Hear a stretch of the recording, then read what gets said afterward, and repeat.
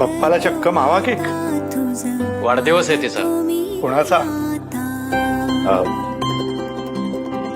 माहित नाही. समीर, अनोळखी माणसाचा वाढदिवस साजरा करणारा तू पहिलाच.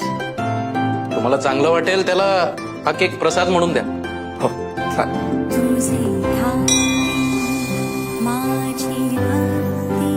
ये अर्पिता. गणपती बाप्पा मोरया.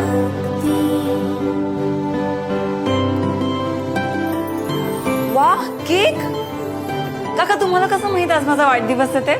म्हणजे आज तुझाही वाढदिवस आहे? मग अजून कोणाचा? माहित नाही. माहित नाही. असाच कायम सोबत राहा.